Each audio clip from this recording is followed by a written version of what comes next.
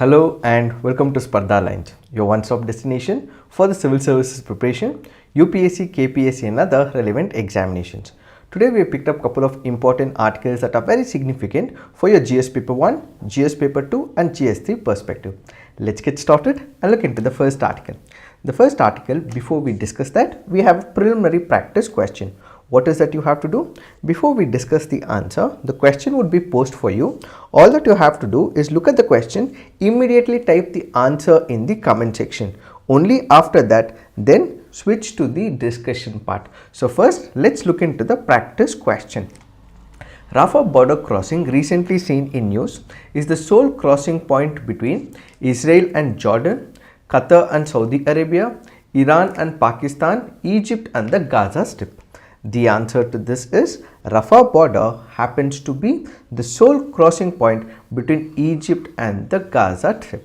Why have we taken this practice question? Because this article on the Hindu makes a reference to Rafah crossing, which is why we have taken this practice question. So the first article is about Rafah crossing. Where is this Rafah crossing? This happens to be a point, as you can see from the image. It is at this particular point which connects Gaza with the Egypt. So it is one specific sole point which happens to connect. It is along the border areas between Gaza and Egypt. This was closed, but now what we have is an opening, and as a result, people from Gaza are able to move into the Egypt. There is another point which you have to remember. This is called as Kerem Sholem crossing. So the Kerem Sholem crossing happens to be another point, and this is between Israel and Egypt, and this is only for the commercial goods. So in case there has to be goods that has to move from Egypt to Israel, that is when this particular crossing will be opened up. So there are two important crossings here. One happens to be Rafah crossing, which is between Gaza and Egypt. The second happens to be Kerem Sholem crossing, which is between Israel and Egypt. And when it comes to Kerem Sholem crossing, remember, it is not for humans, but it is only for the commercial goods. So if commercial goods has to be sent from Israel to Egypt or from Egypt to Israel, in that case what we have is this opening along the border areas which will be immediately opened up. And who controls the Rafah crossing? It happens to come under the control of Egypt. So let's say there is large scale human right violations, or for example exigencies as in the present situation. So in case there are any exigencies, in that case, if people want to go out of Gaza, then this opening will be open, that is the crossing will be open along the border areas. People would be able to move from Gaza to Egypt. But in this particular condition, there are many people who are not moving as well. We have had a war between Palestine as well as the Israel forces, and as a result many people have lost their lives. They have lost their near and dear ones, but in order to keep up their momentum and in order to keep and safeguard their lives, they are now moving to Egypt. But many other people are also not wanting to go out of Gaza. That is because they have seen what has happened in the past. Whenever they have moved out of Gaza, they would not be able to come back to Gaza once again. Now they are in Gaza, they are moving to Egypt. In case they move to Egypt, they may not be able to come back to Gaza. So they are in an apprehension, they are in a fear, they are in a phobia that in case they happen to enter Egypt, because there is an exigency right now, in the near future they may not be able to come back. Their house will not be present there. They would not be able to come back and retain their citizenship in that particular area, because these places may be occupied in the near future. So they are scared, they are in an apprehensive mode, and they do not want to move from Gaza to Egypt, because there have been such disasters which have taken place in the past, and people have witnessed such things happening in the past, and as a result they do not want to go back to this place. So some Palestinians feel that if they leave their homes, they will not be allowed to come back to Gaza, and as a result they would not be able to come back to their homes where they have built their homes with utmost efforts. So another crossing that we have is Erez crossing, that is once again with respect to the evacuation zone that we have in Gaza. These are some of the points which can be very important from your preliminary examination point of view. Now let's look into the next article. This article says UPSC tightens rules for appointment of state police chiefs. Let us try and understand what is this article all about. We have the Union Public Service Commission. The Union Public Service Commission happens to be an authority which all of us know is the body which conducts the examination for the IAS, IPS, IFS exams, and this is also called as the UPSC examinations. They have now issued guidelines as to who should be made and who should be appointed as the DGP for the state. Who happens to be the DGP? The DGP happens to be the highest officer of the IPS cadre in a relevant state. What you have is the insignia that is given here. So you have the IPS cadre insignia. So what you will have is the DGP, followed by the Inspector General, then followed by the Deputy Inspector General, Superintendent cadre, then you have the Superintendent, Additional Superintendent, then you have the Deputy Superintendent and Assistant Superintendents as well. This is the insignia for these IPS officers, and this is the hierarchy from the highest officer to the lowest officer. Followed by what we have is the Inspector, Sub-Inspector and Assistant Sub-Inspector. So in case you want to know what is the rank that that officer holds, all that you have to do is look at their sleeves. They will have the insignia. Look, if they have 3 stars, they are the inspector. If they have 2 stars, it is a sub-inspector. If they have 1 star, it is assistant sub-inspector. Similarly, what we have is the constabulary. If that person happens to be a head constable, he will have 3 stripes. If it is senior constable, 2 stripes, and no stripes, then it will be a person who is just a constable. So what we have in the present situation is for the appointment of the highest officer at the state level, which happens to be the DGP. So what would happen as of now? Let's say for example, there is a state government. The state government will have its own favorites in their IPS cadre. Let's say for example, there is a person whom he has favored that political party because they have a representative ideology. So this IPS officer would have supported one of the political parties. So the minute this political parties comes into power, despite this person not having enough of experience, or for example this person not having enough of time to become the DGP because he would have the retirement period in the next 30 days or within the next 2 months, in that particular case, despite he not having the time because he has reached the stage of retirement, this person, despite not having the time, will be provided this DGP position. And there have been ample examples as well that despite this person should have been retired, his timeline has been extended. And in order to overcome such issues, what the UPSC in the present situation has come up with is guidelines. What are these guidelines? The UPSC has clarified that so only a person who is of the IPS cadre with years of experience in multiple domains like law enforcement, cyber, narcotics, so on and so forth, who has had 10 years of more in this particular stream and who has massive experience before he is appointed as the DGP, one thing that has to be followed is this service, that is at least 6 months of service should be left over for him. If it is just 2 months that is left over, or it is 3 months or 4 months, in that case the DGP should not be appointed. If minimum of 6 months is left over for his retirement, only then he can be appointed. Much prior to that can also be appointed as well. But what used to happen, that this person used to be appointed only when there is 1 month of retirement or 2 months of retirement, and as a result there was extension of the service despite the retirement age put up in the module. And as a result, in order to overcome, only such a person can be appointed as a DGP who has minimum of 6 months of time that is left over. So rest of the persons cannot be appointed as a DGP is one of the recommendation given by the UPC. Further, if there is an individual who is with the central deputation, what is the central deputation? Most of the all the IAS officers as well as IPS officers as well as forest officers, what do?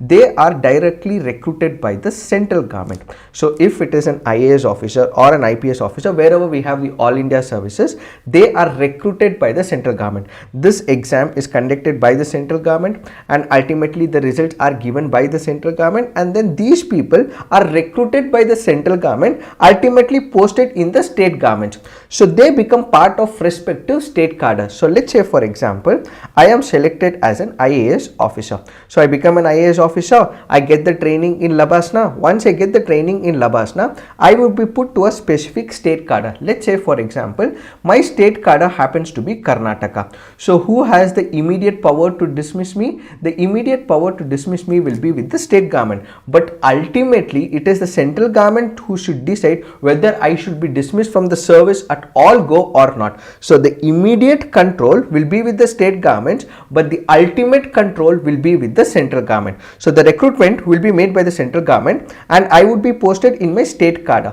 So I would be posted in the state of Karnataka. Let's say for example, I am working with the state government of Karnataka, let's say for about 10 years, or let's say for example about 15 years in different positions, let's say in tourism ministry, or let's say for example education, or it is to do with textile, so on and so forth. After 10 to 15 years that I have spent my time in the Karnataka state cadre, there would be a deputation which means that there is a position that is opening in the central government. Because I have had years of experience in dealing with, let's say for example, textile related industry or tourism related industry, for example in the state of Karnataka, there would be a position that would be open in the central government in the Ministry of Tourism, let's say for example. So what I would be requested, I would be asked by the central government to come to the central government's role in the IAS cadre, which means I have represented the state of Karnataka for about 10 years, 15 years in the tourism department. So there is a deputation that opens in the state, let's say at the central level. So I would be asked to work for the central government. So until now, I was working only for the state government, but for a brief period of time, let's say for example about 2 years, 3 years or 5 years, I would be asked to come and work for the central government. That is what is called a central deputation. So ideally, I am part of the state government, I work for the state government, I am in the state cadre of Karnataka, but for a brief period of time, for about 2 years, 3 years, 4 years or 5 years, I would be requested by the state government, I would be ordered by the central government to work for the central government for a brief period, and that is what is called a central deputation. So when a person is in central deputation, let's say a person of the IPS cadre, he spent years in the state government, now he is posted in the central government. If he is in the central deputation, that person may not be eligible to become the DGP. So the first point is that he should minimum have 6 months of time before his retirement, only that person can become the DGP. The second is, in case I am posted in the central government, that is I am posted as an officer for the central government, in that case for the central deputation, if I am working for the central government, I again cannot be appointed as a DGP for the state government. And every person should have a rich experience of about 25 years, and earlier it was about 30 years, so on and so forth. Now this has been reduced to about 25 years of experience, and those shortlisted officers cannot exceed 3. What do we mean by it? Let's say for example, it is the state government which has to ultimately decide who will be the DGP, but then you should have some parameters that are set and you should select candidates as well. Let's say for example, there is candidate who has 25 years of experience, there are about 5 candidates who are about 25 years of experience. Out of these 5 to 6 candidates that are present, select the best. Who are these best people? Among 5 to 6 that you have, select only 3 based on the criterion that you have established, and within these 3 people, those names who is listed before the chief minister, then ultimately only one name will have to be selected for the DGP. So a shortlisted names will have at least 3 members, or it can be 2 members, and ultimately one name will be selected. And officers should also be willing as well, only those who are willing. It is not that the government decides that this person will become the DGP and that person is not all wanting to take the responsibility. So even the officers should take pride in it, should take the responsibility in it, and should accept that position. So officers should also be willing as well. So this is where we have to understand that police is a state subject. The IPS officers or the constituents of the All India services are appointed by the UPC on behalf of the union government, and their services are placed under the state cadres. And since it is the body which initially makes for the recruitment, it is providing these guidelines. So what they require is rich experience in areas of law and order, crime branch, economic offences wing, intelligence wing, deputation to central bodies such as Intelligence Bureau, Research and Analysis wing, or Central Bureau of Investigation, among others. So on the basis of rich experience that they have got, only then these people would be posted in the as the head of the State Police Commission, is what is this article all about. Now let's look into the next article. This article here is speaking about malware malice. What are we speaking about? We are speaking about malware. What are we speaking about? We are speaking about surveillance spyware. What is a surveillance spyware? Let me give you an example of Pegasus. What is Pegasus? This happens to be a software. This was designed by one of the groups called as the NSO group. This NSO group is an Israeli based group. What do? They create a software. This is called as a spyware. This is also called as a surveillance spyware. What do? Let's say for example, I am a government. Let's say for example, we have a government. The government of one of the states, let's say for example, it can be any government. It can be, let's say for example, Israel government, or let's say for example, it can be Russian government, or let's say for example, we have Pakistan government, any government for that matter. It can also be Indian government as well. So what do we have? We have the government which has taken up this particular software. So now this Israeli group of NSO will sell the Pegasus software to one of the governments. So what will the government do? The government has got this software. It happens to be a surveillance software, and this is sold to the government by the NSO group. And after it has been sold, what will the government do? The government feels that there are few people whom it wants to monitor. Let's say for example, opposition political party leaders, or for example, some of the media personnel, or for example, any individual whom it wants to have a keen eye on. So what does the government do? The minute this particular group sells this particular product to the government, this government, whosoever is the government, will start watching that particular individual. Remember, Pegasus happens to be a zero-click spyware, which means to say that I as an individual, let's say for example, I am a person from opposition political party, or I am a journalist, or I am an activist. So even if I am not clicking on an email, even if I am not clicking on a message, what would happen? This software is able to make use of the loopholes that exist in the WhatsApp or in a relevant software, and it immediately starts monitoring me. So I have a phone. And in the WhatsApp, what would happen? There will be a small loophole in the program. There would be a bug which WhatsApp itself might not know. So I would enter into this loophole, making use of the loophole, and ultimately enter into the WhatsApp. So I eavesdrop into the conversation. I look at the photos. I see what is happening with respect to that particular person. I see and I read the messages. So I'm indirectly there is surveillance of this person by the state authorities. So zero-click spyware or the software basically means I might not have clicked a message, and I might have not clicked on the website link as well. Despite I not clicking on the website or a message, despite that I continue to be monitored by the group because there is a loophole or a bug in WhatsApp or any other software. So making use of this loophole, I enter into a person's phone, I start monitoring that particular person, which is called as a surveillance spyware. So Pegasus happens to be a surveillance spyware. In this case, what did I do? I happen to install this zero-click software into that activist or the opposition political party or the journalist, and ultimately I start monitoring the phone of that person, and I would be able to do a surveillance of that particular person. So this is what is Pegasus. So similarly, there are many other softwares that are released by multiple other groups as well.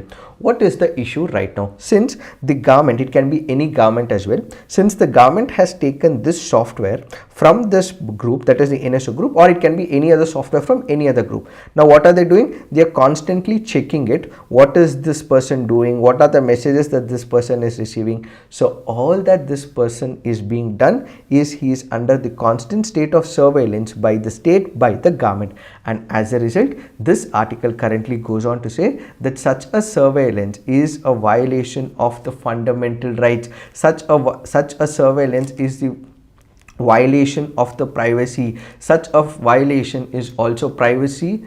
Since it is violating privacy, it is violating Article 21 of the Indian Constitution. So this article currently goes on to say that recently there was an update by Apple that there might have been surveillance that is done by the state agencies. So day after opposition leaders received alerts from Apple about attempting security breach of their devices, opposition members tried to corner the government by demanding meeting of the Parliamentary Committee on Information Technology. So all that they have been able to do is they have figured out, they have tried that this could be a malware and they could be constantly monitored. Their privacy could be at stake, and they feel that since their privacy could be at stake, the government needs to come up and hold the parliamentary proceeding to understand whether there has been such a breach with respect to the opposition political party. So what is happening in the instant case? In the instant case, they feel that their fundamental rights is getting violated, their privacy is getting violated, and Article 21 is getting violated. So this happens to be a surveillance spyware. So this will endanger the fundamental rights and destabilize the democracy, and this will also violate the right to privacy as well, and ultimately the whistleblowers, right activists, as well as other journalists, their rights are getting violated. So what should we do in order to prevent such breaches? First thing that we have to do is there is something called as reboot.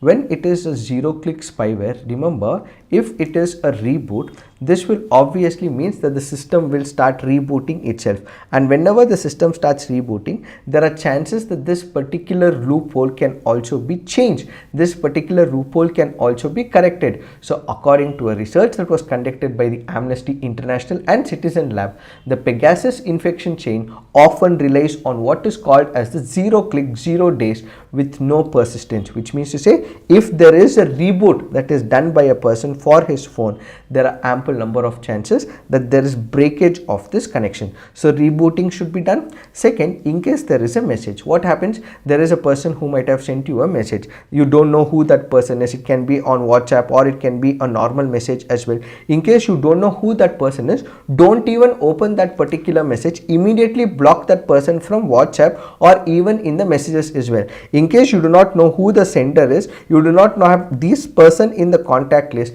don't even click on the links. In case there are links that are given in this particular message, don't even click on these messages. So what is that we have to do? We should block users or people whom we have no contact with, they are not present in our contact list, and in case they have shared a link, don't even click on that link. So one is to do with the messages, and similarly in case you are getting any of the emails, don't even click on those emails. So what we have to do is follow these reboot strategy and stop clicking on the messages and keep updating the operating system. So the security patches are released for the relevant, let's say, applications. You have PhonePe, you have YouTube, and couple of other applications. So whenever there is a security patch that is released, an update is released, we have to keep updating as well. And at the same time, the operating system will also have to be updated on a timely basis to prevent such spyware from having a surveillance on an individual. Is what is this article all about. Now let's look into the next article. This article here is about artificial intelligence. Recently, there was an executive order that was released by the Biden administration, which released an order saying safe, secure and trustworthy artificial intelligence. This ultimately leads to a conclusion that we are all aware that artificial intelligence is not all about good. There can also be bad as well. It can also have negative imprint on us as well. In order to avoid such negative imprints and negative ramifications, what we have is an executive order that was released by the United States of America called a safe, secure and trustworthy artificial intelligence. So this is where the author brings into picture the concept of artificial intelligence into the copyright law. Let's understand this in greater detail. What is a copyright? A copyright is something that is given to an author who has written something, or he's come up with a movie, or he's come up with a script, or he's come up with a painting, or he's written a book. So it is an innovation, an act or a particular direction of the author where he has invented something new. Or for example, it can also be with respect to the patents as well. A patent is an invention. It happens to be a novice idea, and this should not be present in the past. So whenever there is an intellectual property, the intellectual property can be a patent or it can be a copyright. When it comes to the patent or a copyright, what is that happens? There is a monopoly that is given to the author or to that particular person or a company. If it is a patent, it is for about 20 years that this person will have a monopoly. So if he's come up with an invention, let's say for example a drug or a laptop or a new invention, no other individual or an organization or a company company would be able to produce this particular invention, and as a result, for about 20 years, this person has a monopoly status for the intellectual property. It can be a patent or it can be a copyright. So the author in this particular case goes on to give the example of ChatGPT or any other software for that matter. What would happen in the ChatGPT or any other software for that matter? What you would have is, you would ask ChatGPT to give you a particular module, or you would ask ChatGPT to give you a code, or you would ask ChatGPT to write something. ChatGPT, with all the information that it has already fed, it will give you an information. You copy paste that into your work. So this ultimately means you are not the creator of that work. It is ChatGPT, its module, it is the software which is giving you such work. So will it not lead to the copyright violations? Because you might have not invested your mind, your thought process, your brain into that work. There is no intellectual capacity in it. So as a result, if you are filing for a copyright, does it not violate the very basic premise of the copyright law? Why is copyright given? Because there is human thought, there is human innovation, there is human thought processing, there is a lot of intellectual capacity that is added into that particular work. If it is a software which is doing it and you ultimately file for this work to be copyrighted, is it not violating the very premise of human application of mind, says the author. This is where the author takes into example two places, one with respect to United States of America, the other is with respect to India as well. There was a recent decision of the United States District for the District of Columbia in Stephen Teller versus Sierra parameter, which is remarkable because it provides some insights on whether copyright can exist in work autonomously created by AI. What does this mean? This means that we have a person called as Thaler. He comes up with one of the software which is called as the creativity machine, which he claimed is autonomously created a visual art. So remember, he comes up with one of the software, and this particular software is called as the creativity machine, and he gives certain inputs, and with the inputs that he is able to give, there is an output called as a visual art. So what does this visual art do? It gives a particular painting a visual art in such a case that this particular file, the output of this from this software, is taken for copywriting, and when it is posted before the district, it was rejected. So this was a visual art which was a resultant of a software, and this person takes this particular visual art, goes before the district court and pleads before the district court that, dear district court, please give me a copyright for this particular author. Why? Because there is this software which I have designed. Since I have designed this particular software, this visual art which is an outcome of that particular software will also have to be given a copyright because I have created it. It is this particular software which has given this particular output. Since I have created this software, since it has given me this output, why not give me this copyright? So the district court looked into all parameters and it ultimately concluded, when it comes to a copyrighted material, whether you're writing something or whether you are coming out with a publication, or it is a, or let's say for example it is a painting, in all these cases it is the application of the human mind. When you are drawing something, you put in your mind, but in this particular case it was an outcome of the software. You did not apply your individual mind. Or let's say you're writing an article, if this article is written by you, good enough, but what if it is an output from a software? So there is no application of the human mind. So only where there is application of the human mind for the output, whether it can be the writing, whether it can be a visual art, whether it can be anything else, in all these cases only then copyright will be given to you. In rest of the cases where the human mind is not applied, the copyright will not be given, said the US District Court. This further was sent to an appeal as well, and in this appeal once again there was a conclusion, where the conclusion led to, if there is any AI generated content that you have used in any application, then you are supposed to give it out. You are also supposed to tell this particular community or that particular registration office that you have made use of the AI intelligence tool. If you have not said that, it is again violating some of the fundamental values and the ethos of the copyright law. So what is the premise that has been decided in United States of America? In United States of America, the present condition is that if it is an output or an outcome of a software, that will not be given the license under the United States of America's copyright law. Now let's say let's bring it to India. What is happening in India? Compare the US episode with what is happening in India. In 2020, the Indian Copyright Office registered a work of art called as Suryast, for which an AI system named Raghav Artificial Intelligence Painting App was listed as the co-author. So this happens to be a case with India, where there was a person who was involved, and added to it there was an AI software that was used as a co-author. Immediately the registration office came up with and accepted the registration and also granted the authorship as well.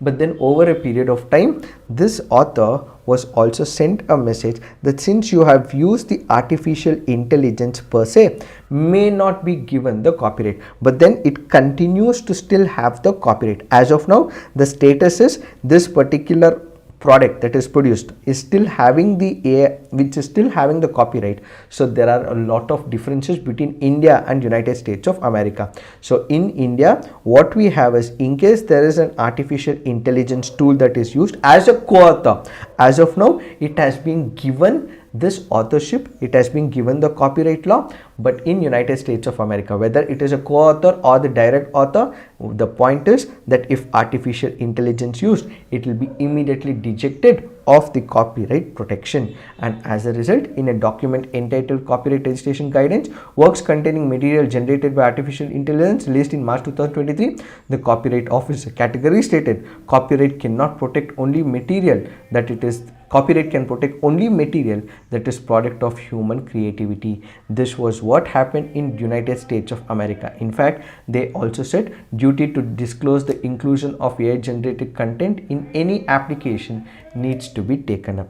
But in India, the 161th report of the Departmental Related Parliamentary Standing Committee on Commerce entitled Review of the Intellectual Properties Regime in India 2021, it said some of its recommendations aim to relax the standards of security in copywriting and patents, and this ultimately, if it was brought into the picture, this will have disastrous consequences for the startup ecosystem, because the startup ecosystem work on innovation. If artificial intelligence tools are able to generate output and give it to the people, then this will disturb the startup ecosystem, and ultimately it will also provide monopoly protection as well. Since many people would now take copyright because of the AI generated tool, they will not be able to give it out to other sections. They'll create a monopoly status, and many people would not be able to use it as well.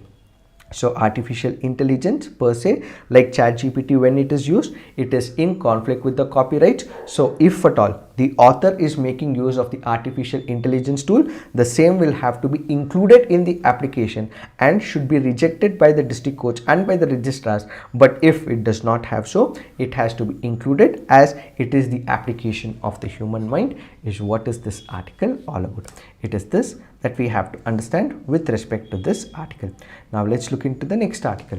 This article says air pollution increases diabetes risk in Delhi. So two studies published in the international journals have reported a worrying link between air pollution levels and the incidence of type 2 diabetes in Chennai and Delhi. So this article currently goes on to say that increase in the pollution, especially in the Indian cities of, let's say for example, Delhi or Mumbai or Bengaluru, what we have is the lot of particulate matter content. For example, it can be particulate matter 2.5 or it can be particulate matter 10. So in all these areas where we have excessive pollution, what it is resulting is in the health related issues. So this article currently goes on to say that there were studies that were conducted, and this studies has clearly pointed out with increase in the pollution, it is also increasing type 2 diabetes for the individuals. So they have said, they have interpreted the long-term follow-up of study participants to mean that the link between type 2 diabetes and air pollution is not due to intermittent episodes of high elevation, but long-term exposure to ambient P2.5. Because of the particulate matter 2.5, if people are constantly exposed to it, they will be hit by diabetes too, is what is this article all about. Just go through it. Another article, just go through this article where it highlights that what could be the likely consequences of air pollution to diabetes. Now let's look into the next article. This article is important from your preliminary examination point of view. Author Nandini Das wins 2023 British Academy Book Prize. So remember, we have the Indian author Nandini Das, who has been named as the winner of 2023 British Academy Book Prize for Global Cultural Outstanding, which happens to be a leading international non-fiction award with a prize money of 25,000 euros for her book. So this happens to be an important one. The British Academic Book Prize, formerly known as Niall Al-Rod Prize, was established in 2013 to reward and celebrate the best works of non-fiction that demonstrate rigor, and Miss Das will receive this 25,000 euros for her book that she has written. So remember, for the year 2023, the British Academy Book Prize has been given to Nandini Das. It is this that we have to understand with respect to this article. So this is it for today. In case you're liking these initiatives, please hit the like button and also subscribe to our YouTube channel. This is it for today. Thank you for watching. All the best.